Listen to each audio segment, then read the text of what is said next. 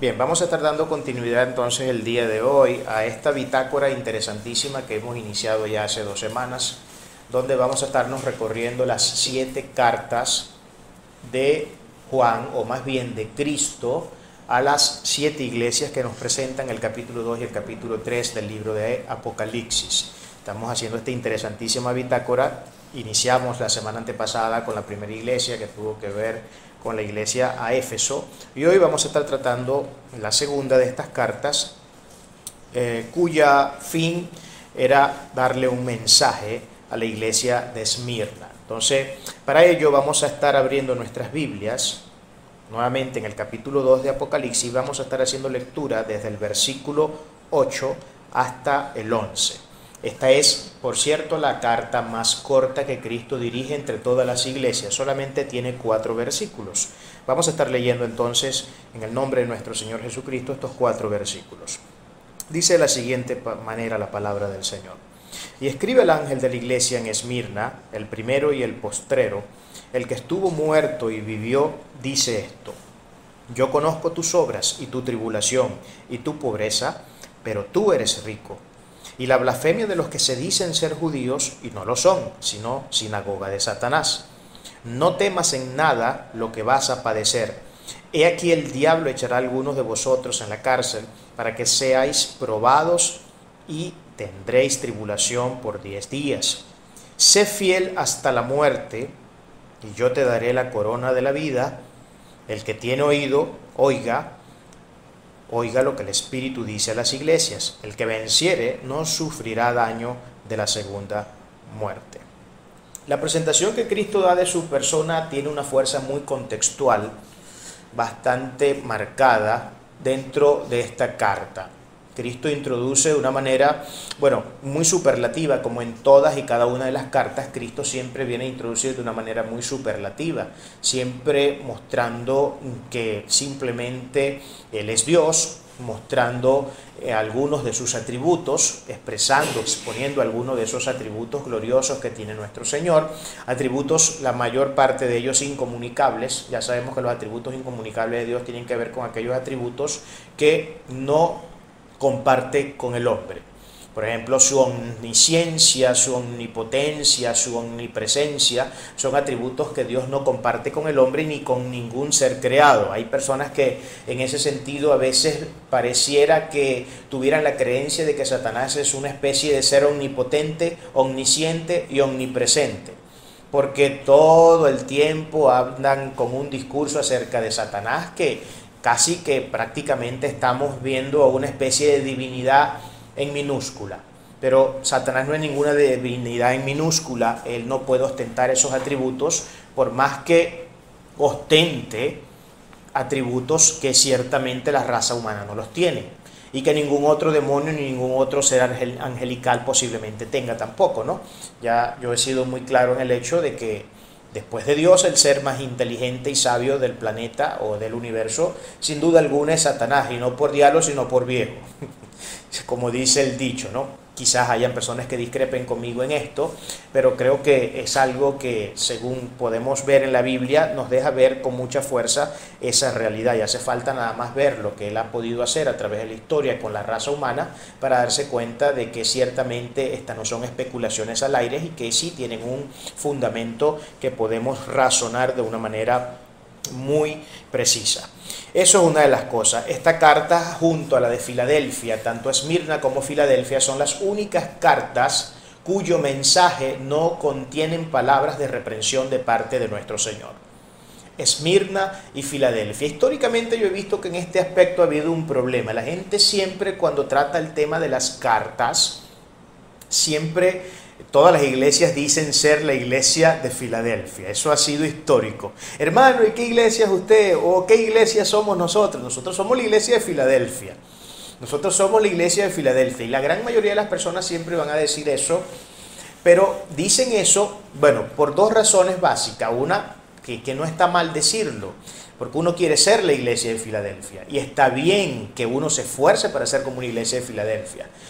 Pero ya saben que la mayor parte de las personas, cuando hacen este tipo de declaraciones, la hacen como declaraciones no de fe, sino unas declaraciones de positivismo, o declaraciones positivas que atraen, ¿no? Elena, este tema de Rhonda White con el tema del libro El Secreto, donde si yo pienso positivamente, entonces me convierto como una especie de imán donde atraigo todas las cosas positivas y todas las cosas buenas, ¿no? Un poco de lo que yo siempre les digo acerca del tema del Evangelio de la Prosperidad, ¿no? Entonces la gente suele decir eso, pero la gente pierde de vista, por lo general, es lo que he podido ver en mi experiencia, que Esmirna es otra de las iglesias a las que Cristo no les reprende. No es solamente Filadelfia, Esmirna también es otra iglesia a la que Cristo no tiene nada que reprocharle. Nada que reprocharle, y acabamos de ver en la lectura que no hay nada donde Cristo diga tienes que arrepentirte de esto, tienes que arrepentirte de aquello, como si vimos por ejemplo en el caso de Éfeso, cuyo gran problema tenía que ver con el tema del primer amor, que fue lo que estuvimos un poco razonando y lo que vino a ser objeto de estudio para nosotros la semana antepasada. Entonces, en esta carta tenemos el mismo caso. Esta carta junto a los Efesios entonces son las únicas que Cristo no tiene nada que recriminar. De igual forma, ambas iglesias son objetos de la misma arbitrariedad, o de una de las arbitrariedades que vienen a ser común en estas iglesias, y es el tema del problema de los judíos. El tema de los problemas de los judíos es un tema que estaba quejando no solamente a la iglesia de Esmirna, sino también a la iglesia de Filadelfia. Ya lo veremos cuando avancemos en nuestro estudio hacia el resto de las cartas y lleguemos al estudio de la carta de Filadelfia. Los judíos eran especialmente numerosos, muy numerosos, además muy influyentes en esta ciudad y en esta iglesia en particular, por lo que no era nada fácil zafarse de las fauces de los judíos y de toda esta gente malintencionada que querían diluir el cristianismo, querían que la gente se convirtiera en apóstatas y simplemente se convirtieran al judaísmo o a todas estas prácticas religiosas que esta gente por general solía tener, por regla general solía tener. Ese es uno de los grandes problemas con esta gente. Ahora, otra de las cosas que comparte esta carta con la carta con la que aperturamos nuestro estudio es el hecho de que Esmirna, la ciudad de Esmirna, era también una ciudad sumamente próspera. Esta ciudad ostentaba una serie de motes o de moté que les hacía entender a la gente que por supuesto no era oriunda de allí, que estaban ante una ciudad que sin duda alguna ostentaba mucha opulencia. Le llamaban, por ejemplo, la rosa, la corona de Asia, le llamaban la rosa, y habían algunas otras menciones acerca de lo que era esta iglesia, o de lo que era más bien esta ciudad. Era una ciudad muy opulenta en términos comerciales, era una ciudad sumamente hermosa. Decían algunos que incluso, y aquí vamos a ver algunas de las declaraciones de historiadores famosos, quienes afirmaban era una de las ciudades más hermosas que existían en el planeta. Además de eso, se decía que esta ciudad también era una de las ciudades libres. Era una de las ciudades libres. Ya yo lo había explicado la semana antepasada cuando hablamos de Éfeso, que las ciudades libres eran ciudades cuya característica estaba en el hecho de que no estaban bajo el yugo romano como si estaban ciudades que no eran libres. Es decir, estas ciudades gozaban de una serie de privilegios y prerrogativas que les permitían transar de manera más libre, que les permitían hacer ciertas cuestiones mucho más libremente, les permitían un cierto nivel de autonomía en sus decisiones políticas, en sus decisiones nacionales, administrativas, etc. Y eso era algo que no era común ver.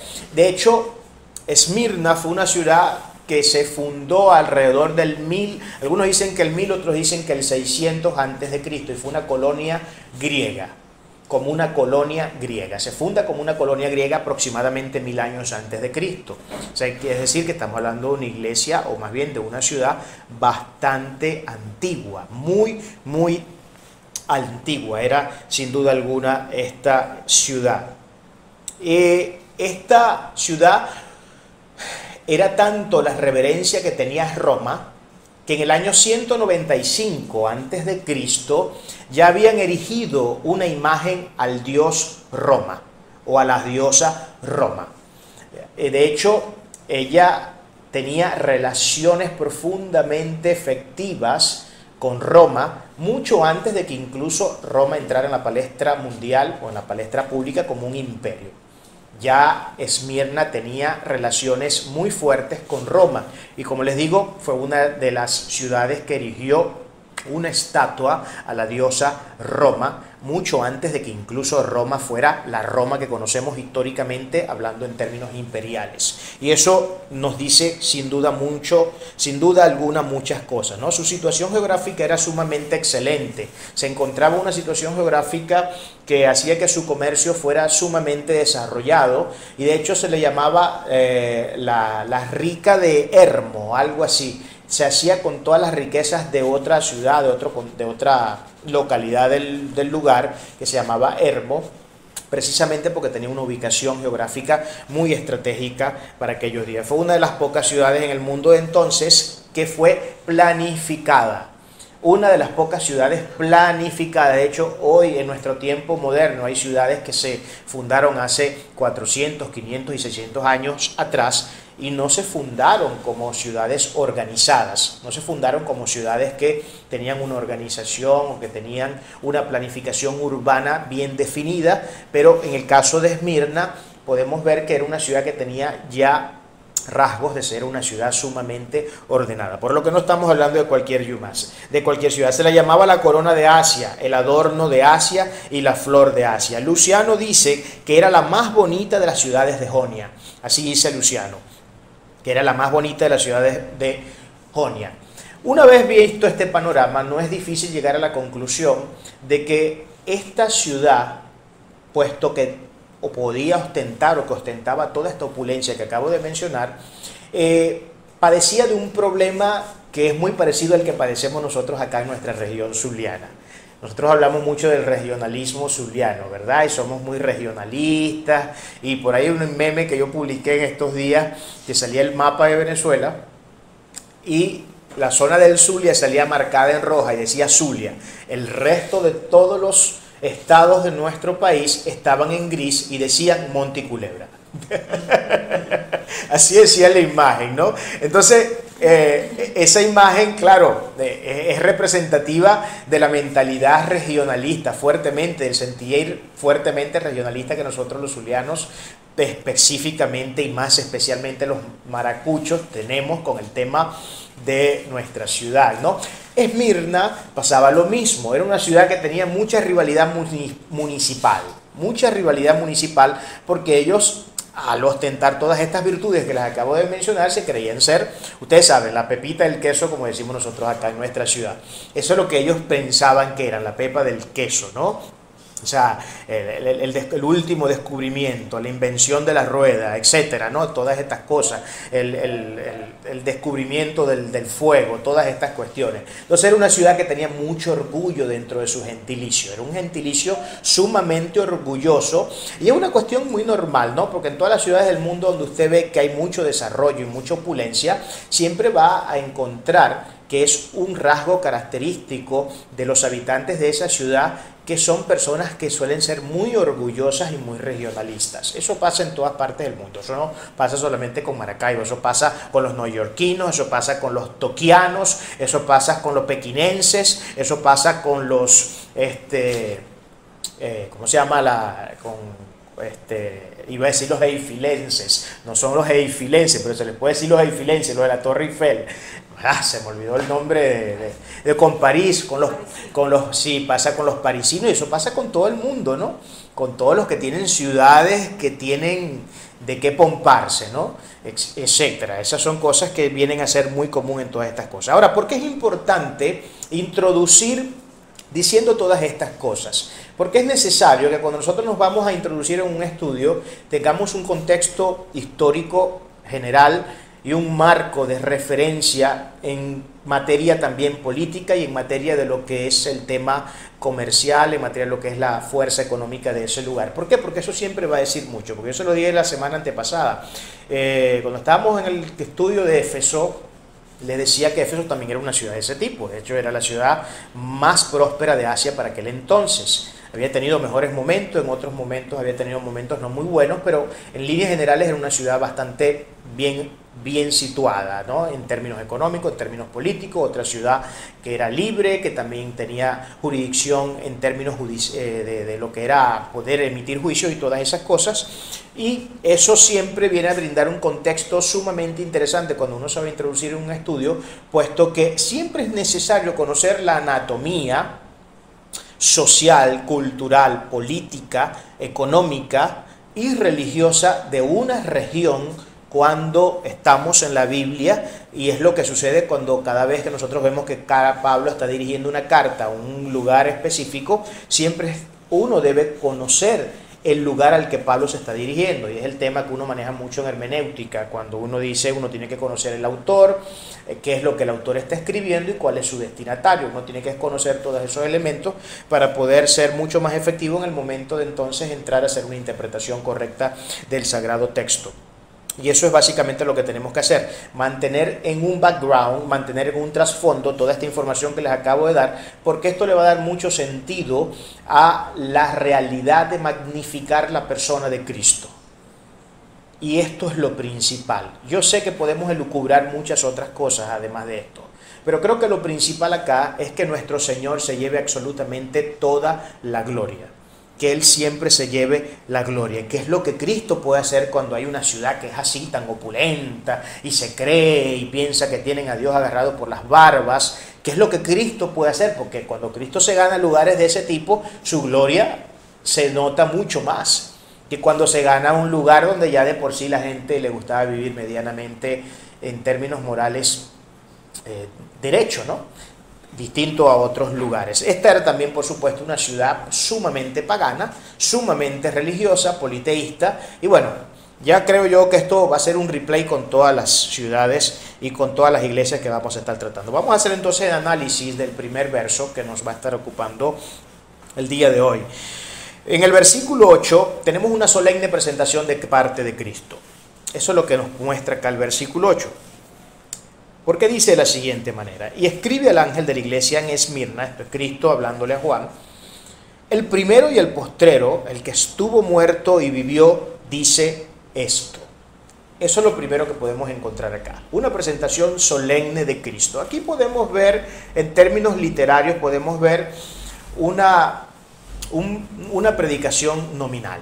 ¿Okay? Una predicación nominal tiene un adjetivo, o más bien tiene un verbo copulativo, tiene un atributo que viene a ser el complemento. Este verbo copulativo viene a ser normalmente la palabra ser, estar o parecer. Pero ahora, acá podemos ver que hay algo presente de eso, porque por lo menos aquí podemos ver que hay un atributo, o más bien hay varios atributos. Cristo dice ser el primero y el último. Además, también cuando habla de que Él estuvo muerto, pero luego vuelve a la vida, podemos hablar de otro atributo. Además, no de atributos cualquiera, estamos hablando de atributos divinos. Y en este atributo se encuentra el ser. De manera tácita podemos ver el ser, que sería entonces en este caso para nuestra retórica nominal, o para más bien nuestro predicativo nominal, vendría a ser entonces el verbo copulativo, porque tenemos la persona ser. Aquí tenemos el ser de Cristo, la ontología propia de nuestro Señor es lo que podemos encontrar acá en su presentación inicial. Cristo entonces se introduce de manera superlativa en temas de la ontología. Ya sabemos que la ontología tiene que ver básicamente con la esencia de la persona, la esencia del ser de alguien, de qué está compuesto. Eso es la ontología, y es superlativa siempre la ontología de Cristo. Además de ser superlativa, es completamente distinguible, distintiva, porque una cosa es Cristo y una cosa son el resto de los seres que existimos en el planeta, ¿no? O que existimos en el universo. Al afirmar que ser el primero o ser el último, en el griego, por lo menos en la palabra protos, que es la palabra que significa aquí primero, comunica su superlativa e inigualable importancia. Él es el primero, el protos. Acuérdense que esa palabra la utilizamos hace un tiempo atrás cuando estuvimos hablando de la supereminencia de Cristo, basado en el texto de Colosenses. Basado en el texto de Colosenses 1, si mal no recuerdo, hablamos de la supereminencia de Cristo. Ese mensaje está allí montado en el canal. Cuando hablamos allí de Cristo, estudiamos esta palabra protos, que tiene que ver con primero. Tiene que ver con primero en varios aspectos, varios sentidos. Pero uno de ellos, y es el que más quiero resaltar acá, es el de primero en importancia. O sea, no hay un ser más importante que Él. ¿ok? Más importante que él. Además, eso también representa el hecho de que todo lo que existe tiene inicio en su persona y no en otro ser más. No hay inicio de lo que conocemos hoy como universo que haya tenido su haber creativo en el hecho de un ser distinto a Cristo, sino que fue Cristo quien precisamente trajo a la vida y creó todo lo que existe. Entonces, eso es lo que más o menos comunica la palabra protos del griego, que es la palabra que significa primero. Lo segundo, entonces, sería su declaración como postrero, que viene del término eschatos, término griego eschato, que expresa una contigüidad muy lejana, una contigüidad muy lejana. Pero esta contigüidad muy lejana podemos verla, podemos analizarla de la siguiente manera. Ya ustedes saben que algo contiguo es algo vecino, algo que está al lado, que está atrás, algo que es vecino, algo contiguo, ¿no? Cristo en este sentido expresa una contigüidad muy lejana, en el sentido de que su nivel ontológico como ser supremo está años luz del resto de todo lo que vino a ser su creación. De todo lo que vino a ser su creación, pero al mismo tiempo esa contigüidad está tan estrechamente relacionada y próxima al ser humano que hace que lo tengamos al lado todo el tiempo, porque por eso Él es omnipresente. Cristo está en todos los lugares, puede estar en todos los lugares, en todo momento, en todo el tiempo, sin perder detalles de lo que ocurre en cada uno de esos lugares, porque por eso hablamos del atributo entonces de la omnipresencia del Señor. Entonces son cosas interesantísimas que tendríamos entonces que mantener presente. Él es el principio y responsable de la creación. ¿Qué es lo que significa esto? Él es el principio y responsable de la creación, pero también será el juez último y el juez supremo cuya sentencia será sempiterna. Porque al decir que Él es el primero, Él es básicamente y lógicamente el inicio de todo lo que conocemos, vino a la existencia, pero es el último. Con esto del último se habla de que será el último juez también, de que esta es una de las cuestiones que se pueden mencionar y recubrar acá. El último en el sentido de que Él será también el juez cuya sentencia, como dije, será sempiterna, pero el último también en el sentido de que fuera de Él no existe nada. Al ser Él el primero, al ser Él el último, al ser el protos y al ser el agensos, Él es y abarca toda la existencia, de manera que no hay nada que esté fuera de Él. ¿En qué sentido? Porque esto hay que aclararlo. Esto de que, porque yo sé que aquí pueden surgir muchas nociones gnósticas y hay que tener mucho cuidado con esto y con el tratamiento que nosotros debemos darle a este asunto, ¿no? El primero y el último y todo existe en Él, todo está dentro de Él. No es que quiere decir que todo el mundo tiene dentro a Cristo, porque hay algunas personas que pueden irse entonces a esas conclusiones, y son conclusiones infundadas. Lo que está diciendo es que no existe nada entre lo creado que no esté bajo la poderosa égida de su control. Eso es lo que está diciendo el texto. No hay nada de lo creado, de lo que se mueve, de lo que respira, de lo que tiene vida orgánica y no orgánica, de lo que existe todo, la compleja sistematicidad que existe en el universo y todo el orden regular de las leyes que tienen un comportamiento que está sin duda alguna dirigido por un formato divino. Nada de eso se queda fuera de lo que Cristo es como persona en su égida, en su gobierno, en su control absoluto de todas las cosas. Y me da mucho dolor y mucho pesar tener que recordar a personas y pastores que se decían ser muy ilustres, decir que Cristo no tiene el control del mundo, decir que Dios no tiene el control del mundo. Y las razones que se alegaban, por ejemplo, al decir esto, era que ¿cómo podemos decir que Dios tiene el control del mundo cuando el ser humano es de malo como es y cuando hace las cosas que hace?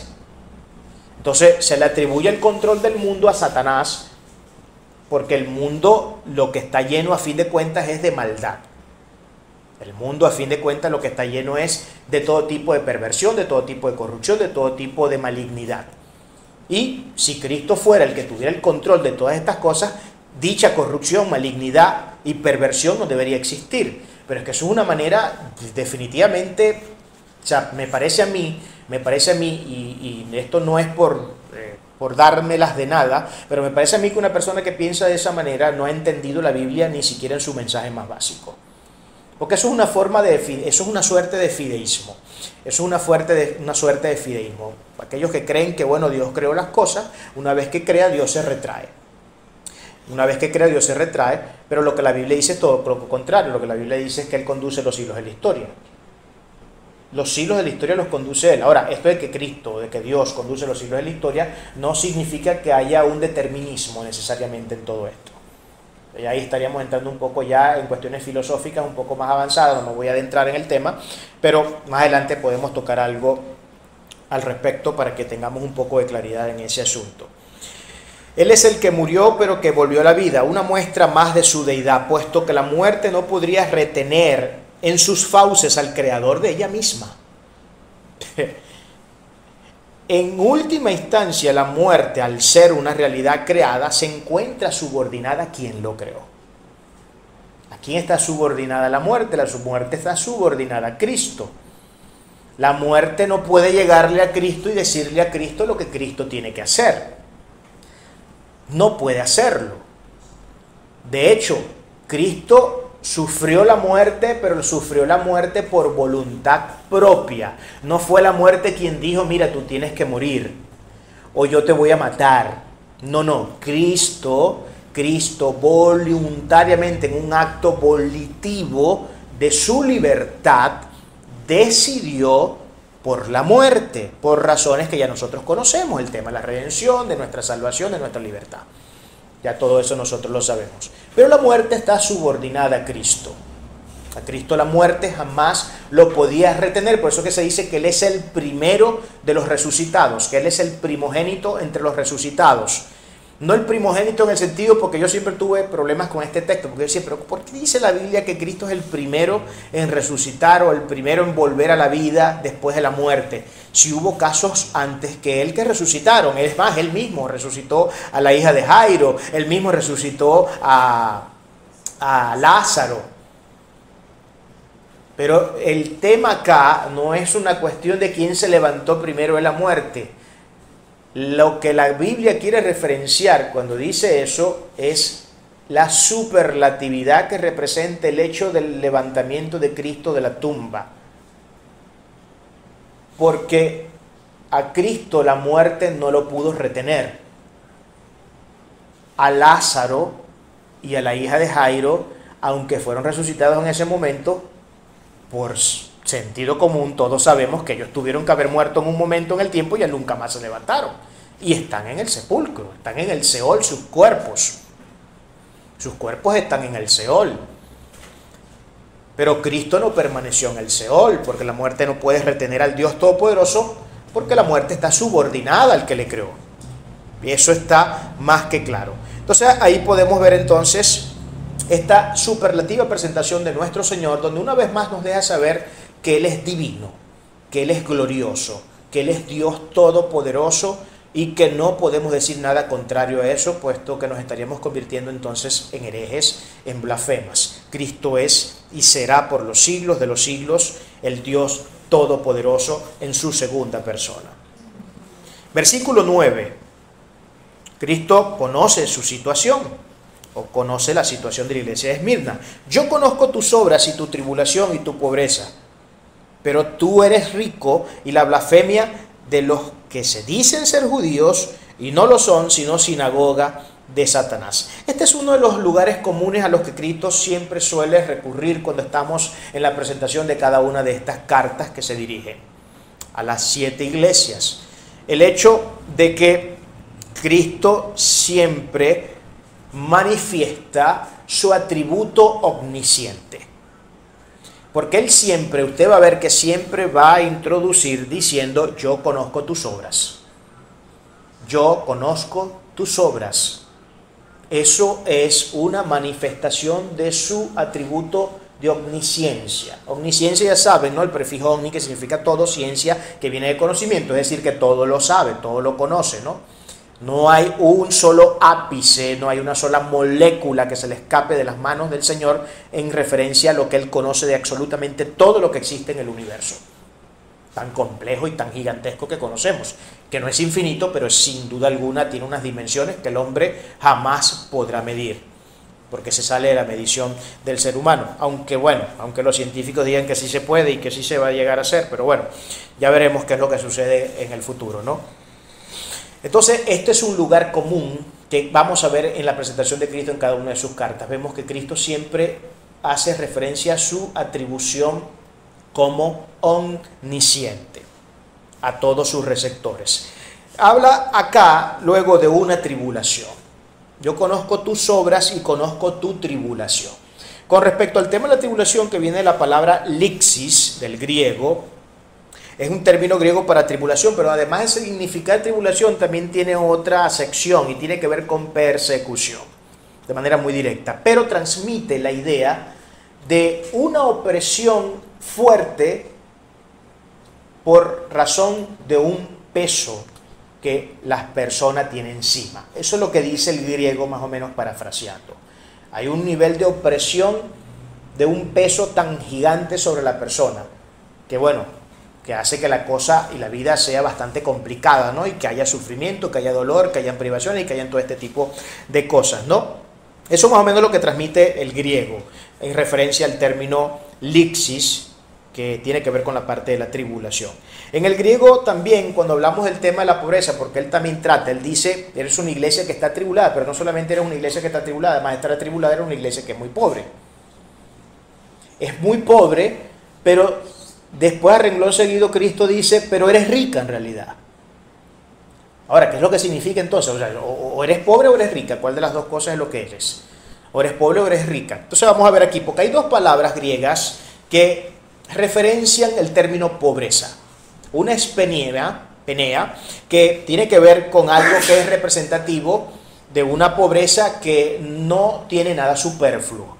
Pero hay otro tipo de pobreza, que es la pobreza togeia, que es la que describe el texto que estamos en cuestión estudiando, que es el estado de aquellos que no tienen absolutamente nada. Entonces una cosa es peneia, que transmite una pobreza que no es extrema, para que nos entendamos en términos modernos, no es una pobreza extrema, no es ese tipo de pobreza que no puede tener acceso a absolutamente nada, sino que es una pobreza que tiene ciertas posibilidades, puede tener ciertas cosas, puede llegar a tener cosas, pero no superfluas, nada innecesario.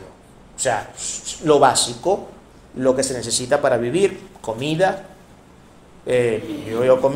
vestido, comida y bebida, básicamente. Mientras que el otro tipo de pobreza, que es la que tiene el término acá en cuestión, es una pobreza totalmente distante a esta, porque sí es la pobreza extrema, es de aquellos que no tienen absolutamente nada. Ahora, la idea de la pobreza, usted sabe que la idea de la pobreza en el Nuevo Testamento es una idea que está íntimamente relacionada con el cristianismo.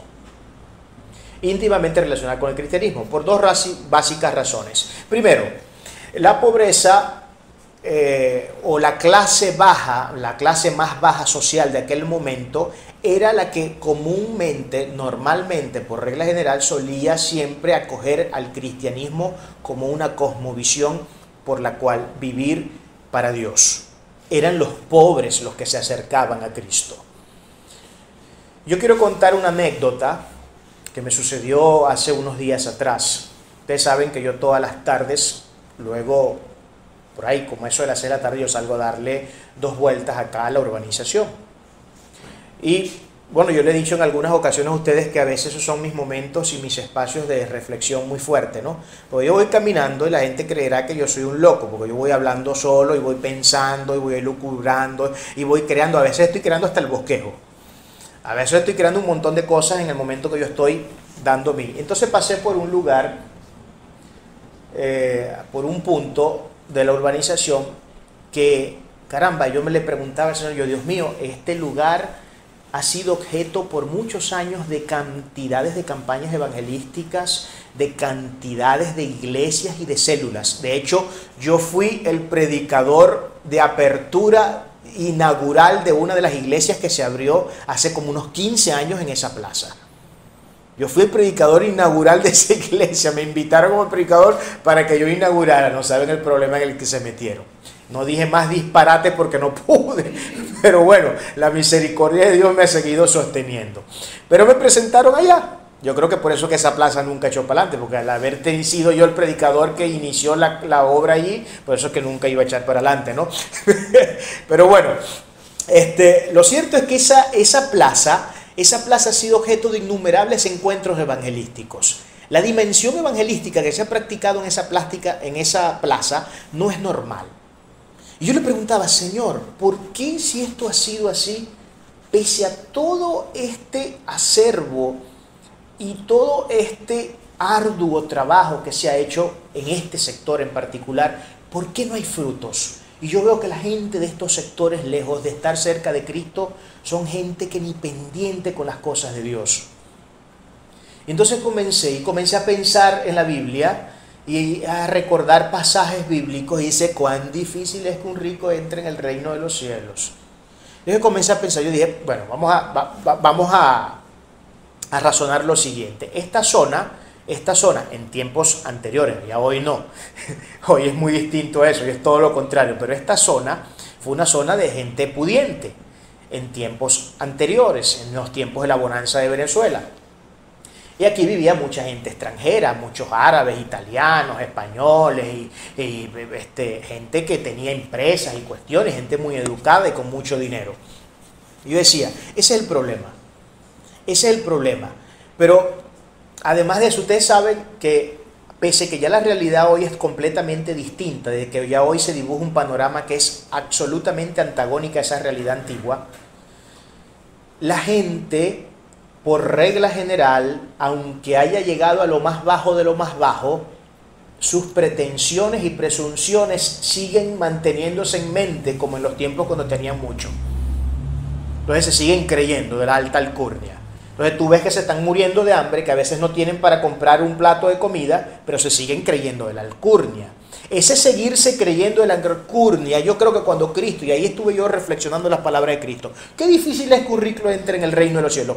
Pero yo creo que Cristo ahí está diciendo no solamente lo que literalmente nosotros nos deja ver el texto.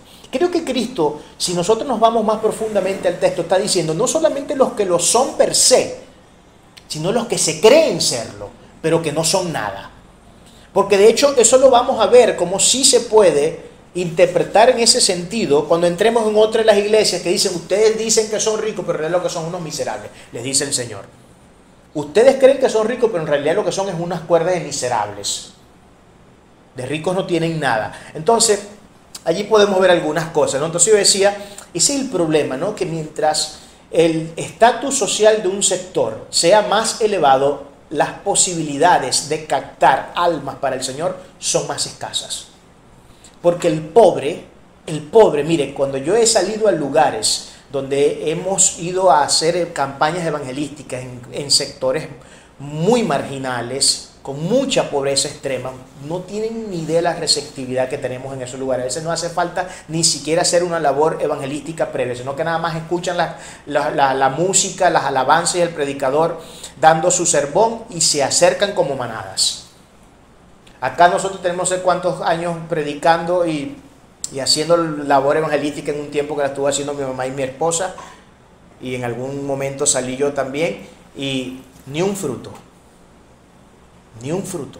Que la gente se sigue creyendo, sigue teniendo ese cassette, aunque se estén muriendo de hambre. Literalmente muchos de ellos se están muriendo de hambre. Pero siguen teniendo el cassette.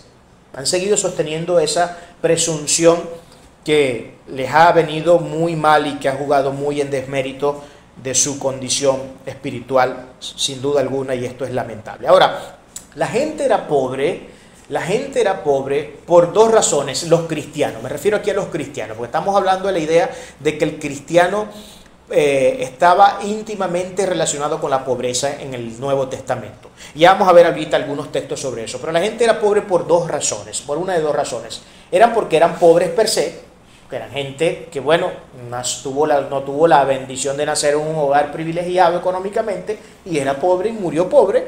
Pero otro caso era la gente que tenía ciertas posesiones, pero eran desprovistas de ellas por los maliciosos, por los judíos. por la gente que adversaba el cristianismo y les quitaban sus posesiones. Y en Hebreos tenemos un caso de eso. Pero vamos a ver algunos casos para que veamos cómo la pobreza ciertamente era una cuestión muy presente en el Nuevo Testamento. Miren lo que dicen, por ejemplo, Cristo en Lucas 6:20. Habla de los afortunados vosotros los pobres, dijo Jesús. Afortunados vosotros los pobres, en Lucas 6:20. Pablo describía a los cristianos de Corintios como pobres, pero que enriquecían a muchos, según de Corintios 6:10. Santiago dice que Dios ha escogido a los pobres de este mundo para que sean ricos en la fe, Santiago 2:5. Entonces vemos que hay un mensaje recurrente en el Nuevo Testamento acerca de la pobreza. Y esta no es una pobreza como pudieran algunos, no sé, en algún sentido, como siempre, haciendo una eisegesis y no una exégesis bíblica, es decir, torciendo el texto. No es una pobreza en el sentido de, no es que eran humildes de corazón, no es que eran pobres materialmente, no es que era gente desprovista de propiedades, de patrimonio, etcétera, sino que la pobreza de la que habla acá la Biblia es una pobreza que refiere al tema de que era gente de un corazón humilde, pero que tenía una buena posición económica. Eso no es lo que dice el término Pinea. Eso no es lo que dice el término Pinea. El término Pinea dice que es la gente que era pobre, que no tenía absolutamente nada. Eso es lo que dice acá. ¿Y por qué quiero enfatizar esta idea? Yo sé que yo soy muy cacofónico y ya sueno fastidioso repitiendo la idea del Evangelio de la Prosperidad. Pero aquí tenemos otro texto glorioso para desarticular este falso Evangelio de la Prosperidad. Este falso evangelio, porque el evangelio ciertamente es prosperidad, pero lo que no es esta prosperidad que enseña la gente en estas iglesias, ¿no? Entonces fíjense, aquí Cristo le está hablando a una iglesia a la que no tiene nada que reprocharle, y era una iglesia sumamente pobre. ¿Tiene fuerza esto? Tiene mucha fuerza.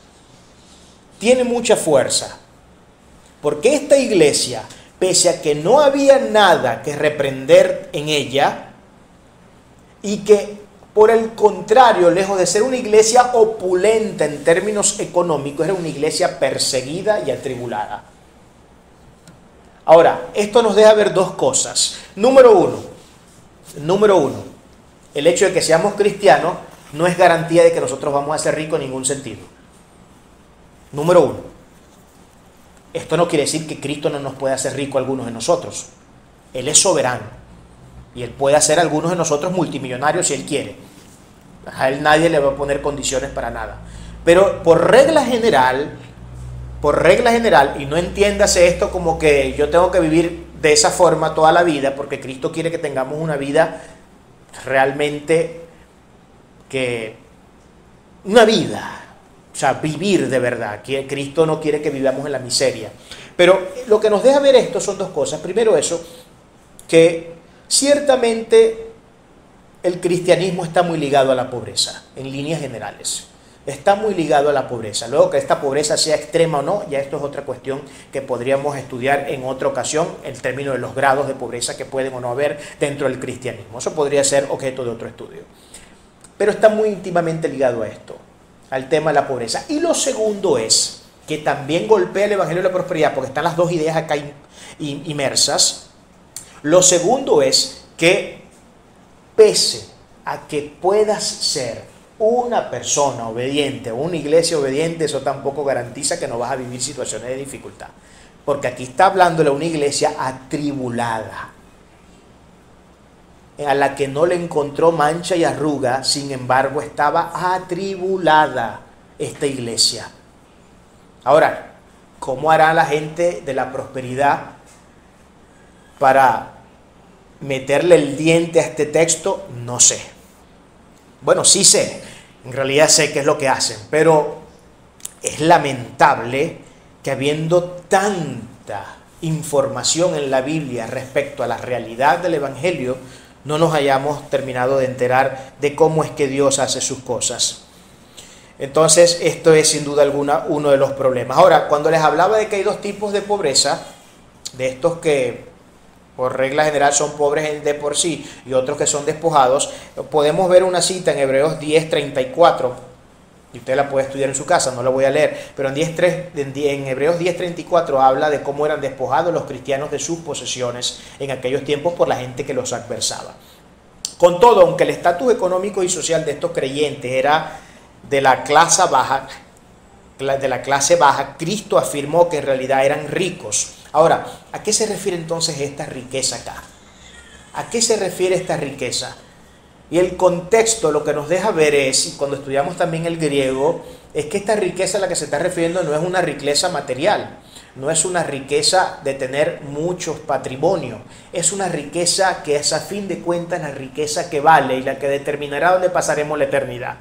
Es una riqueza espiritual. Espiritual. Yo quisiera que este evangelio de la prosperidad fuera un evangelio de la prosperidad en el sentido de exaltar y buscar y declarar no la riqueza material, sino la riqueza espiritual. Ojalá y esta gente entendiera a fin de cuentas cómo es que debieran hacer las cosas. Pero este tipo de riqueza es la que Cristo exalta, la riqueza espiritual. Nuevamente, porque yo quiero que quede claro esto, hermanos, no estoy hablando en contra de las riquezas, no estoy hablando en contra del dinero, no estoy hablando en contra de que el Señor no pueda bendecir nuestras vidas. Yo quiero ser una persona bendecida y yo creo que cualquiera de nosotros acá con al menos un dedo de frente quiere vivir una vida holgada, poder tener para solucionar todos sus problemas. Yo no pido vivir un castillo de oro, pero yo sí le pido al Señor que me dé lo suficiente para yo poder sostener todas mis responsabilidades. Que luego no tenga de repente la opulencia económica para poderme recorrer el mundo y ser un trotamundo y etcétera, y probar todos los platos tradicionales de cada país del mundo. Bueno, ya eso es otra cosa, ¿no? Cristo no le tiene preparada una vida de ese tipo a los cristianos, a todos los cristianos. De repente a algunos se la prepara y les permite hacer eso, pero hay otros que nos pasan ni el puente, nunca en su vida, y se mueren de 80, 90 años y ni siquiera pasaron el puente. Pero es el mismo Cristo soberano que no deja pasar del puente a uno, pero que hace que se recorra el mundo entero a otro. Es el mismo Cristo soberano, pero eso lo decide Él, no lo decido yo. Además tampoco por pactos mercantilistas, ni llamando a la gente a que llene la alfolí de dinero, ni nada por el estilo, porque ese no es el mensaje bíblico. Ese no es el mensaje bíblico. Los congregantes de Esmirna eran objeto de fuertes ataques por parte del pueblo judío. Por supuesto, el pueblo judío tenía una fuerza numérica muy poderosa, además tenía una fuerza también en términos de influencia dentro de esta iglesia y dentro de esta ciudad. Y ellos eran muchas veces los impulsores de las persecuciones de los cristianos en ese lugar. Ellos eran la afrenta del pueblo cristiano. ¿Por qué se toca el tema de los judíos? Porque dice aquí que los judíos eran... dice el texto, leyéndolo rápidamente nuevamente, dice: y la blasfemia de los que dicen ser judíos no lo son sino sinagoga de Satanás. Y Juan tiene que decir algo al respecto con este tema, ¿no? Ustedes saben que los judíos, como siempre, empopándose mucho en el mucho hablar y en el mucho creerse, ellos decían ser la asamblea de Dios. Eso es un mote que ellos venían trayendo desde el Antiguo Testamento. Nosotros somos la asamblea de Dios, nosotros somos la asamblea de Dios, nosotros somos la congregación de Dios, nosotros somos los hijos de Dios, etc. Todos ellos eran los de Dios, ¿ok? Pero Juan les dice aquí: ustedes no son hijos de Dios nada. Ustedes dicen ser hijos de Dios, pero en realidad lo que son es sinagoga de Satanás. Porque el judío, por regla general, en ese particularismo hebreo, piensa que por el solo hecho de ser judío y de ser oriundo de la nación de Israel y ser descendencia directa de Abraham, ya tienen todos los privilegios del reino ganado. Ellos no necesitan hacer ningún tipo de esfuerzo religioso, ellos no necesitan aceptar al Mesías, ellos no necesitan hacer ningún tipo de confesión de pecado, porque como ellos son el pueblo originario de Dios, bueno, ya eso los califica y los cualifica además para ya de por sí ser personas que sean objeto de la bendición de Dios eternamente y para siempre. Entonces ese particularismo hebreo que hoy se está introduciendo mucho en las iglesias, hay que tener mucho cuidado con eso, porque yo vengo de esas raíces y sé lo malignas que son y lo pervertidas que son y el gran daño que pueden hacer. Por eso Dios me pasó por ese proceso, tuve como unos 10 años practicando esas cosas y gracias al Señor salí de ellas, pero no me arrepiento de haberlas vivido porque necesito conocer al enemigo. No al enemigo, no digamos al enemigo, porque tampoco hay que pintarlo como el enemigo, pero sí necesitamos conocer a la gente que tiene ideas muy distantes a la Biblia y que en ese sentido sí hay un enemista. Hay enemistad entre lo que ellos practican y lo que dicen y enseñan con respecto a lo que la realidad bíblica enseña dentro de sus líneas sagradas. Hay enemistad entre eso, sin duda alguna. Pero los judíos eran fuertemente numerosos e influyentes y eran los impulsores de muchas de estas persecuciones que se llevaban a cabo hacia los cristianos, de cara a los cristianos. Y era todo un problema. Entonces Juan les dice, ustedes lo que en realidad son es no sinagoga de Dios, sino sinagoga de Satanás. ¿Saben que el término sinagoga significa asamblea o significa congregación? Eso es lo que significa el término sinagoga en el término griego. Asamblea o congregación. Ellos decían ser la asamblea de Dios, pero ustedes lo que realmente son es la asamblea de Satanás. Se lo dice Juan sin pepitas en la lengua, ¿no? Y de hecho, al respecto, quiero decir algunas cosas, ¿no? De las que quise escribir acá. Los congregantes de Mina eran objeto de fuertes ataques por parte del pueblo judío. Estos, al tener fuerza en número y influencia, eran los instigadores de las persecuciones. Una y otra vez vemos en Hechos que los judíos influían en las autoridades en contra de los predicadores cristianos. Así sucedió, por ejemplo, en Antioquía, y usted lo puede ver en Hechos 13:50. Sucedió también en Iconio, y lo puede ver en Hechos 14, del 2 al 5, en Listra, en Hechos 14:19, y en Tesalónica, en Hechos 17:5. Ahí tenemos bastantes citas para que nos entretengamos un buen rato estudiando el tema, que no es un invento mío acá, porque yo no soy ningún antisemita, por si acaso, para los que me están escuchando vayan a pensar que yo soy un antisemita. Todo lo contrario, yo bendigo la nación de Israel y oro todos los días por la nación de Israel, pero lo que hay que reconocer hay que reconocerlo, lo que hay que hablar hay que hablarlo. Uno no puede hacer, la peor cosa que uno puede hacer en la vida es disociarse con el fanatismo. Eso es horrible. O convertirse en un dogmático en ese sentido, ¿no? Entonces, yo nunca veo nada de lo malo, todo lo que veo es bueno. No tengo la capacidad, puesto que tengo una venda puesta que se llama fanatismo o dogmatismo. Como tengo esa venda puesta, no puedo ver los defectos, sino que todo lo que veo es hermoso. Y me parece que incluso hasta los defectos, en realidad lo que terminan siendo es una especie de valor agregado que le da como que un aspecto distintivo y estético incluso a esa persona, que la hace que sea más atractiva. A ese nivel de estupidez nos lleva el fanatismo. Y yo lo viví por más de 10 años y sé exactamente de lo que estoy hablando. Y todo siempre se justificaba.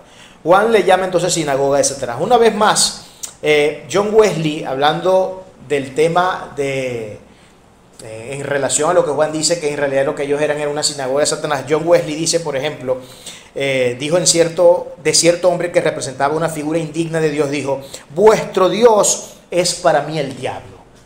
Eso es lo que Juan les dijo. A ese que ustedes le llaman Dios, es al que yo entiendo por la Biblia, no es Dios, sino que es Satanás. Eso es lo que Pablo le está diciendo aquí, o más bien Juan, a los judíos. O el Señor, no es Juan, es el Señor Jesucristo quien tiene como un amanuense a Juan escribiendo para estas cartas. Versículo 10. Cristo hace un llamado a la firmeza en este versículo. No temas en nada lo que vas a padecer. He aquí, el diablo echará a algunos de vosotros en la cárcel para que seáis probados y tendréis tribulación por 10 días. Sé fiel hasta la muerte y yo te daré la corona de la vida. En este versículo es donde vamos a poder nosotros detectar la fuerza contextual que tienen las palabras que Cristo inicia diciendo como presentación. Yo soy el primero, Él es el primero, bueno, lo dice Juan, Él es el primero, Él es el último, el que estuvo muerto y vino a la vida. Ahora, estas palabras vienen a cobrar mucha vida en este texto y ya vamos a ver por qué. Porque aquí dice, miren, no temas en nada de lo que vas a padecer. ¿Qué está diciendo Cristo? Les está anticipando la realidad de que van a padecer. Aunque ustedes son una iglesia tribulada, miren esta cosa, ¿no? O sea, la cuestión es fuerte. Porque Cristo les está diciendo, conozco que son una iglesia que tienen tribulación, que tienen serios problemas y que son pobres. O sea que Cristo estaba definiendo la condición actual de la iglesia, Pero no solamente estaba definiendo la condición actual de la iglesia, o más bien diagnosticando su anatomía en términos de lo que era su condición ante la vida, sino que además ahora viene aquí a decirle, pues si fuera poco la cuestión, o sea, como que usted le diga, imagínense, yo sé que tú estás sufriendo, hermano, y te estás muriendo del dolor y no lo aguantas y estás bien enfermo. Pero te voy a advertir, vienen días peores. Imagínese usted eso. Imagínese usted eso. Te voy a advertir, esto no se va a acabar todavía. Y vienen momentos bien difíciles, cuando uno lo que más bien esperaría es que alguien le dijera todo lo contrario. Tranquilo, hermano, que esto va a pasar. Ya. Es más, vamos a orar para que esto se termine de una vez, dirían los del Evangelio de la Prosperidad. Usted declare que está sano, que está limpio, que está bueno, que está rico y se acabó el problema. Decláralo, profetícelo, decrételo, traiga el cielo a la tierra, dele la orden a los ángeles, a los arcángeles, a los querubines y a los serafines. Eso es lo que diría. Uno ve nuevamente una bofetada en la cara con la derecha de Mike Tyson. No sé si Mike Tyson era derecho. Creo que era derecho. Una bofetada en la cara de Mike Tyson. Al piso de una vez por nocaut. No solamente estás viviendo una situación difícil, sino que vienen momentos difíciles. Y eso es lo que Cristo está diciendo. No temas en nada lo que vas a padecer. He aquí el diablo echará a algunos de vosotros en la cárcel. Miren lo que les dice. Ahora, importante notar acá el hecho de que él dice echará a algunos, no a todos. Nuevamente, aquí se deja ver en el texto que Dios es soberano. A algunos va a elegir para que agarren palos y a otros a lo mejor no. No quiere decir en ningún sentido que el que agarra es más malo que el que no está agarrando porque no está agarrando. Estamos viendo la situación. Yo quiero que nosotros entendamos que esta iglesia está toda en la misma condición. Es toda en la misma condición. Sin embargo, aunque todos están unánimes en la misma condición de perseverancia como santos del Señor, en la obediencia a nuestro Señor, algunos van a padecer y están padeciendo y van a seguir padeciendo, y otros no. Sencillamente, ahora, ¿por qué pasa eso? ¿Porque unos son más buenos que otros? No, es que estas cosas las determina Dios. Y podrán parecernos o no justas, pero Dios no tiene un ápice de injusticia. Dios es derecho en todo lo que hace. ¿Y por qué? Nosotros pudiéramos hacernos aquí una pregunta que sin duda alguna, por razones metodológicas, tenemos que hacernos. Pero ¿por qué tiene que ser eso así? ¿Por qué algunos van a sufrir y otros no? ¿Por qué algunos van a sufrir, otros van a padecer, otros van a ser echados a la cárcel y otros no? Y esto se deja ver en el mismo Nuevo Testamento. No todos los apóstoles vemos que estaban todo el tiempo metidos en cárceles, pero sí fue el caso, por ejemplo, de Pablo. Pablo, cuando iba a una ciudad a predicar, él no llegaba como los telepredicadores de hoy preguntando cuál era el mejor 5 estrellas de su ciudad. Pablo llegaba preguntando cómo eran las cárceles en ese lugar, porque él sabía que iba directico para la cárcel después que diera las primeras palabras. Igualito los telepredicadores de hoy. ¿Cuál es el hotel 5 diamantes que me tienen preparado para ir a predicar allá? Y la ofrenda de $60,000. ¿Cuál es? Igual a Pablo, ¿no? ¿Cuáles son las cárceles? Además, no quiero que nadie me dé nada. Para eso yo trabajo, para sostenerme yo mismo, y no quiero ser carga para nadie. Que me quiera bendecir, muy bien, y Dios le bendecirá por bendecirme porque está bendiciendo a un santo suyo. Pero aquí yo no voy a venir con mensajes manipuladores de ningún tipo para yo estar sacando la plata del bolsillo a la gente. Eso no es lo que él vino a hacer. Entonces, el Señor anticipa el sufrimiento. Ese sufrimiento tiene un telos, es decir, un propósito, una finalidad. Ser probados o examinados, según nos dice la raíz griega peraizo, que es la raíz griega para este término. Peraizo, que significa ser probados o examinados. Y aquí es donde está el término que viene a ser clave para el entendimiento del porqué de esta pregunta que nos acabamos de plantear. ¿Por qué será que si todos están en la misma condición, unos van a sufrir y van a ser echados en la cárcel y otros no? Porque el Señor, lo que nosotros no sabemos y no podremos conocer jamás, Él sí lo conoce. Y entre la gente Él sabe que hay algunos con los que tiene que tratar, porque son de repente personas un poco más complicadas. Y ya vamos a ver algo que lo dejé ya para para la conclusión, porque no nos podemos tampoco idealizar una cuestión acá donde estamos ante una iglesia que es perfecta, porque esta iglesia no es perfecta pese a que Cristo no le está reprendiendo nada, y eso lo vamos a ver un poco ya en la conclusión. Entonces, esta es la cuestión. Cristo sabe con quiénes tiene que tratar y a quienes tiene que probar y examinar más constantemente, porque no todos tenemos la misma personalidad, las mismas tendencias ni las mismas pasiones. Hay gente que es un poco más distante a entrar en situaciones que le complican la vida, pero hay otros que se las buscan sin que nadie los esté llamando. Entonces el Señor sabe con quién tiene que tratar ciertas cuestiones de una manera mucho más enfática, porque hay gente que se entrega más rápido al Señor, así como hay otros que son más cabezones. El caso de Pablo, a Pablo se le apareció el Señor, y ¿qué pasó con Pablo? Fue restituido de inmediato. Pablo enseguida entendió el mensaje cuando Cristo se le presenta en esa cristofanía que tuvo él yendo a Damasco. La cristofanía fue suficiente para Pablo. Luego fue entrenado aproximadamente por un periodo de 15 años. La gente no lo ve, porque la gente ve a Pablo de una vez saliendo a hacer viajes. La gente cree que eso pasó en instantáneo. No, Pablo tuvo, según los historiadores y los eruditos, una preparación y un proceso de desintoxicación de más o menos 15 años antes de salir a predicar a las ciudades y a las iglesias. Antes de él emprender sus bitácoras, él tuvo que entrenarse profundamente y desintoxicarse de ese hebraísmo que traía, porque él era fariseo de fariseos, lo declara en una de las apologías que él hace ante sus detractores. Fariseo de fariseo, celoso por la ley, judío pero de pura cepa, raza pura, perfecta, inmaculada, sin mancha y sin arruga. Lo dice Pablo, esas ideas no se iban a salir tan fácilmente. Tomó un proceso de muchos años para que esas ideas salieran y entraran las que tenían que entrar. Y eso nos pasa a todos en alguna u otra medida. Y es necesario que nos pase. Es necesario que nos pase. Y a Dios debemos pedir que nos pase.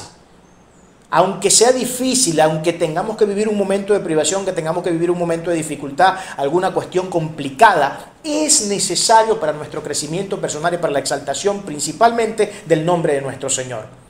Tenemos que hacerlo. Anticipa también la tribulación, que la tribulación será breve. Dice que 10 días. Hay algunos comentaristas, yo estuve leyendo, y bueno, no hay consenso, al menos entre los que leí. Algunos dicen que estos 10 días son 10 días literales. Otros dicen que 10 días no es una cuestión que deba ser interpretada literalmente, sino que es una cuestión que debe ser interpretada en el contexto de que lo que está diciendo será por un breve tiempo. Y creo yo que ese es el sentido que mejor cala en el texto. No es que sean 10 días literales, sino que más bien con decir 10 días lo que está diciendo es que ese momento de tribulación, ese momento de prueba y de examen que Cristo dirige a alguno de los congregantes de Esmirna será por un breve tiempo. Y esto es bueno saberlo porque nos alienta, ¿verdad? Es bueno saber que aunque vivimos tribulaciones, aunque viviremos tribulaciones y no las dejaremos de vivir mientras estemos en esta tierra, son temporales. No durarán toda la vida. Así como tuvieron un inicio, tendrán su final.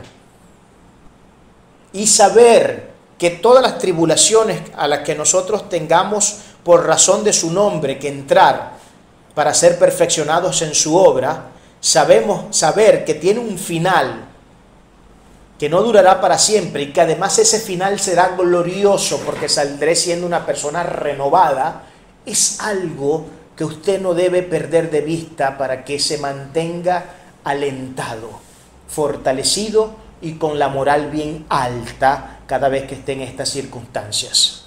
Nunca se les olvide eso. Por último, exhorta a la fidelidad en un grado superlativo, declarando que debe ser hasta la muerte. ¡Wow! Esto es impresionante, porque miren lo que dice: sé fiel hasta la muerte, y yo te daré la corona de la vida. La fidelidad que Cristo nos pide, ojo con esto, hermanos, yo quiero que esto quede bien claro en nuestro corazón.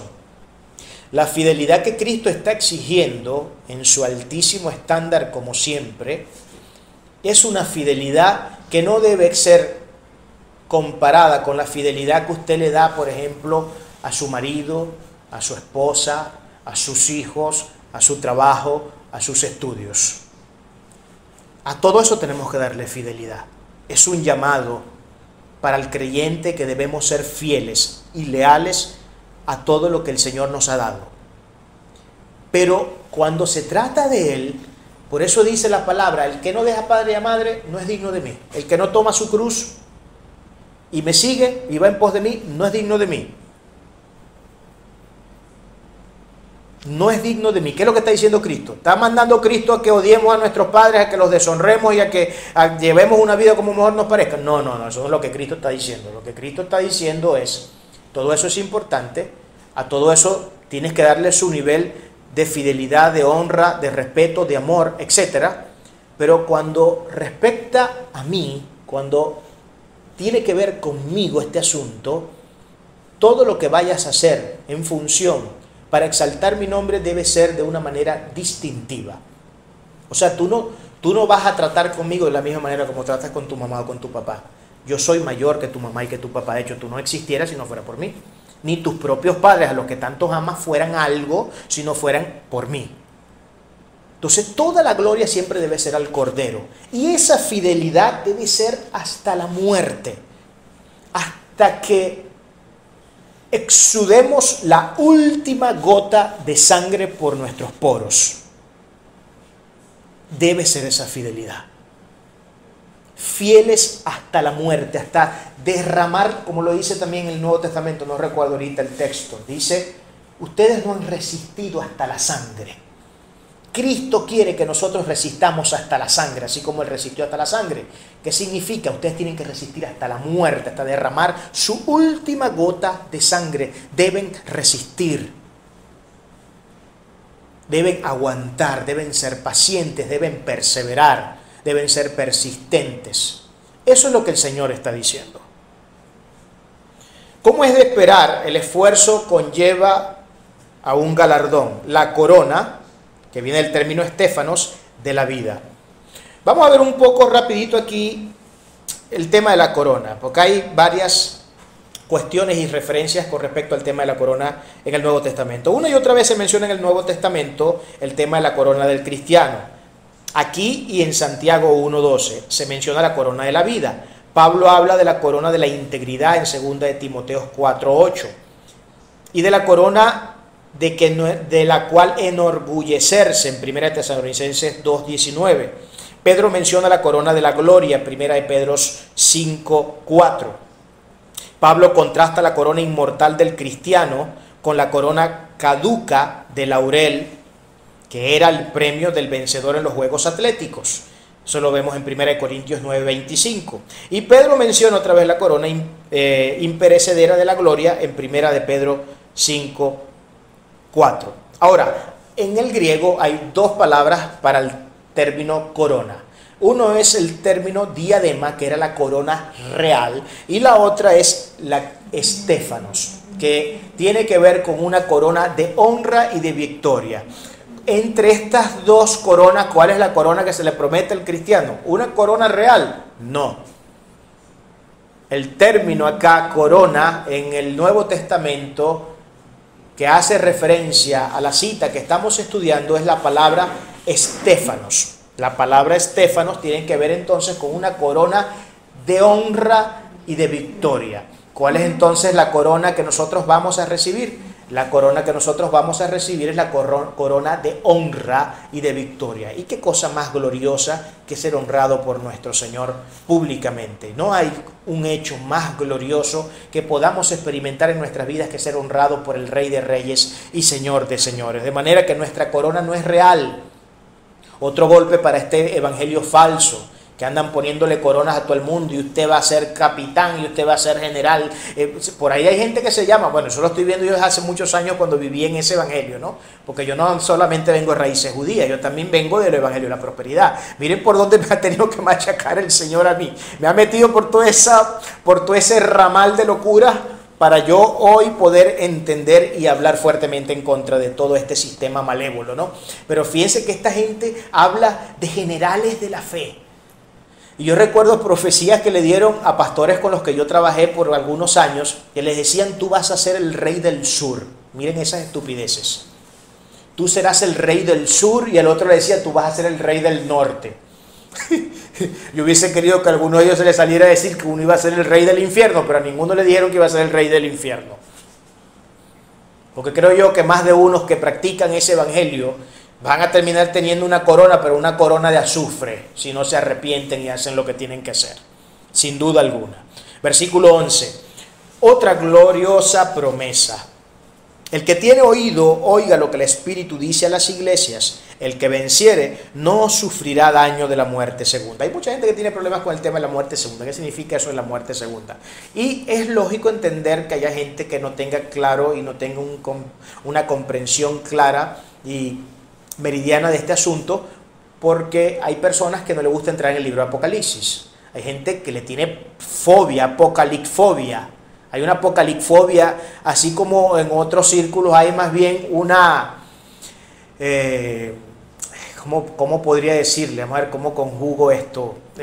Algo así como una apocalipsicentrismo. Un apocalipsicentrismo y una apocalipsfobia. Están estas dos tendencias. Unos que no quieren ni mirar el libro ni que les mencionen el nombre porque ya les paran los pelos de puntas. Y otras personas que por el contrario no quieren salir de Apocalipsis. Yo también pasé por eso. También pasé, no por el apocalipfobia, ese no lo viví yo. A mí siempre me llamó la atención el libro de Apocalipsis, toda la vida. Pero fue uno de los apocalipscentristas. Porque todo lo mío era Apocalipsis, porque si usted puede revisar, y le invito a que lo haga, los primeros mensajes que yo tengo montado en el canal de la iglesia, la mayoría son escatológicos. Claro, ahí ustedes van a conocer al Edwin de la prosperidad y van a conocer al Edwin mesiánico. Si ustedes quieren saber hasta qué punto llegué yo, escuchen esos mensajes que yo los he dejado ahí, porque yo quiero que la gente vea el contraste y de dónde Dios me sacó. Claro, cuando alguien me escribe, ¿y usted cree esto? No, ya yo no creo esto, voy a hacer los videos del año tal en adelante. Para que sepan, porque son cosas que uno vivió y a veces uno quiere escucharlas para saber el nivel de disparates que uno había dicho.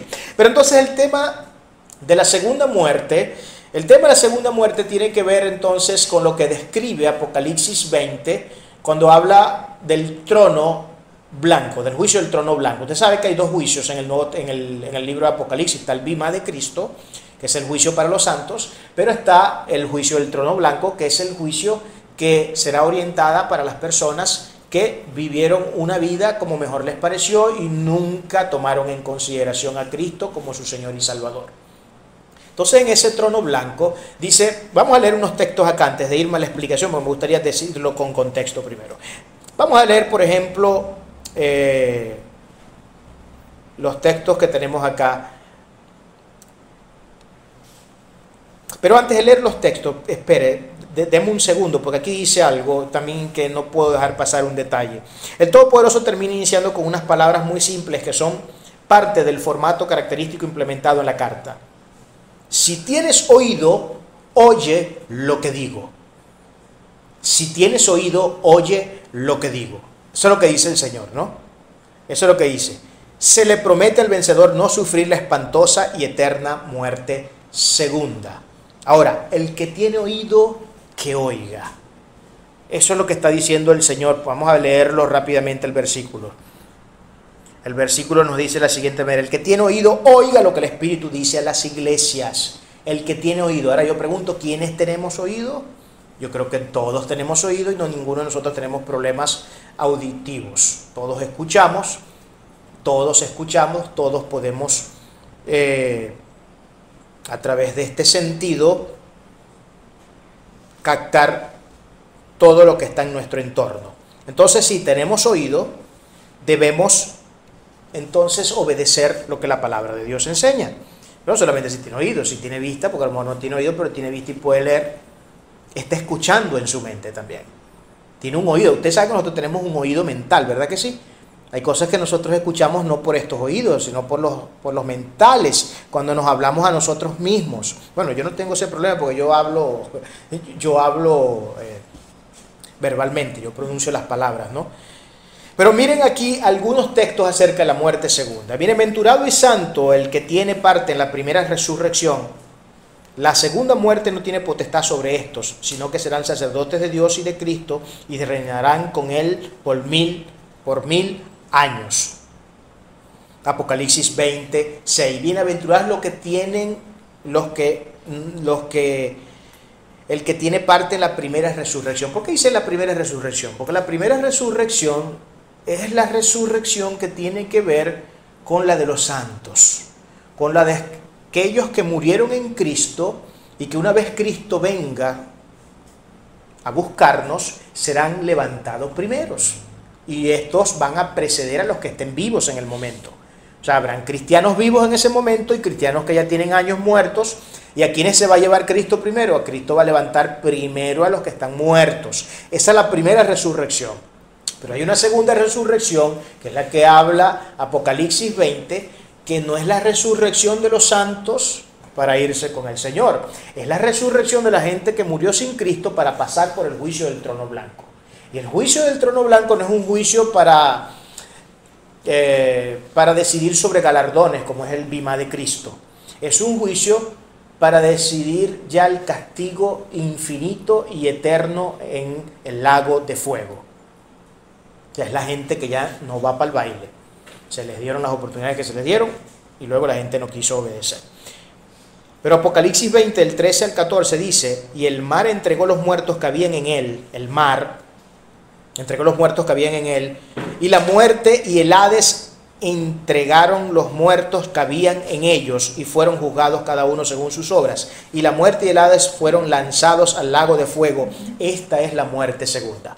Entonces, ¿cuál es la muerte segunda? Cristo resucita a esta gente, la levanta entre los muertos para llevarlos al juicio, y luego los lleva al juicio. Están vivos, ¿verdad? Están vivos. Ya murieron una vez, su muerte física, pero Cristo los levantó para el juicio y los manda nuevamente a la muerte, la segunda muerte, porque es ya la muerte para la eternidad en el sufrimiento en el lago de fuego.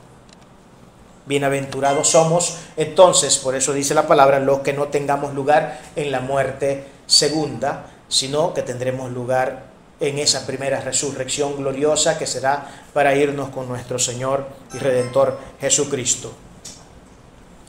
Concluyendo, no deja de ser interesante, curioso e inexplicable en cierta manera la condición de impecabilidad de esta iglesia. Impecabilidad entre comillas, puse acá. Impecabilidad entre comillas de esta iglesia. Ha de ser puesto en relieve la propia declaración del Mesías cuando en su mensaje a Esmirna no tiene nada que recriminarle. Con todo, eso no la hizo exenta de vivir tribulación, una que incluía todo tipo de padecimientos y privaciones. Ahora, se debe tener sumo cuidado al interpretar la condición espiritual o moral de esta congregación. No debemos errar al pensar en ningún sentido que esa admirable iglesia o ese admirable grupo de creyentes fuera perfecto. En ninguna manera. No es eso lo que el Señor desea transmitir al no dejarnos ver alguna falla en ella, puesto que la Biblia es clara al respecto de la condición de pecado del hombre, donde ninguno puede ser hallado inocente, y cualquier intento en tratar de evadir o suavizar esa realidad sería ir en contra del mismísimo mensaje de Cristo. Lo que creo que está sucediendo, y esto será comprendido mucho mejor en la medida que avanza nuestra bitácora por las diferentes cartas, es que Cristo no tuvo que recriminarles en el contexto de aquello que sí tiene que reprender fuertemente al resto de las iglesias. Eso es lo que está pasando. No sé si me he dado a entender con esta conclusión. Cristo no tiene que reprenderle a estas personas en el contexto de lo que sí tuvo que reprender a las otras iglesias. Por ejemplo, hasta ahorita no podemos decir mucho porque solamente hemos visto una iglesia. Con esta tenemos la segunda iglesia. ¿Pero qué le dijo a la primera? ¿Qué tuvo que recriminarle a la primera iglesia? Cristo tuvo que decirles claramente, y fíjense que empezó con un elogio, ¿no? Cristo empezó con elogio, era una iglesia forzada, le echa pichón, hace todas las cosas, es valiente, es triunfante, etc. Pero después dice, pero tengo, y yo hice mucho énfasis en esa conjunción adversativa mesiánica que tiene mucho peso, porque los peros siempre paran las pelos. En algunos casos, no en todos los casos, a veces el pero viene a ser bueno, a veces el pero no es bueno, pero el pero mesiánico en ese caso, puesto que venía un elogio, cuando el pero está antecedido de un elogio, lo que viene es malo. Cuando el pero está antecedido de algo malo, lo que viene es bueno. No sé si me está dando a entender, esto es sentido lógico, ¿ok? Entonces, esta iglesia no era que fuera perfecta en ningún sentido, no había grado de perfección en esta iglesia. Lo que sucede es que Cristo no tenía que reprenderles cosas como, por ejemplo, ustedes perdieron el primer amor. Porque si Cristo hubiera visto que esta iglesia tuviera problemas con su primer amor, como se lo dijo a Éfeso, ¿ustedes creen que Cristo se iba a reservar las palabras? Él no escatima en palabras, Él no economiza en palabras. Él lo que tiene que decir lo dice. Eso somos nosotros, que por ser políticamente correctos muchas veces nos negamos a decirle a la gente en su cara lo que tenemos que decirle, porque queremos ser políticamente correctos, porque no queremos ofender a nadie ni queremos meternos en problemas. Yo le tengo algo que decir a la gente que piensa que el evangelio no es meterse en problemas. El evangelio es meterse en muchos problemas. Es todo lo contrario. El evangelio nos lleva a meternos en problemas. El que predica la Biblia con todas sus letras se mete en problemas. Porque este mensaje es un mensaje de luz y el mundo está lleno ¿de qué? De tinieblas. Y ninguna relación hay entre la luz y las tinieblas. Tinieblas, luz. No hay ninguna relación entre ellas. No pueden transar. Por tanto, se puede ser una iglesia modelo y admirable, aun cuando no sea perfecta en ningún sentido. Escuche esto, se puede ser una iglesia modelo y admirable, aun cuando no seamos perfectos en ningún sentido. Y no hay nada que complazca más el corazón de nuestro Señor que un pueblo que glorifique su nombre más allá de sus imperfecciones. Lo que podemos ver en Esmirna es un pueblo esforzado y valiente en todo asunto relacionado con el Creador. Esforzado y valiente en obediencia, esforzado y valiente en intimidad con su Rey, Señor y Padre, en su persistente búsqueda para conocer mediante el incesante estudio del Sagrado Texto, para conocerle, en su lucha diaria por mantenerse firmes en la fe que una vez les fue entregada, en su servicio incansable, en su perseverante amor, en su eterna lealtad, aun cuando el momento de las duras pruebas vengan a golpearnos con todas sus fuerzas. Pero no olvidemos que ese será un momento breve, que no sabríamos definir exactamente en su duración, pero eso no debe ser motivo de preocupación. Cristo nos ha prometido estar con nosotros en todo tiempo y también su galardón será grande. Y termino diciendo, no es cuestión de una iglesia perfecta, sino de una que se esfuerza en perseverar en la firmeza de la fe. No es cuestión de una iglesia sin mancha ni arrugas, sino de una que pese a ellas lava constantemente sus manchas y plancha sus arrugas. Damos gloria a nuestro Señor.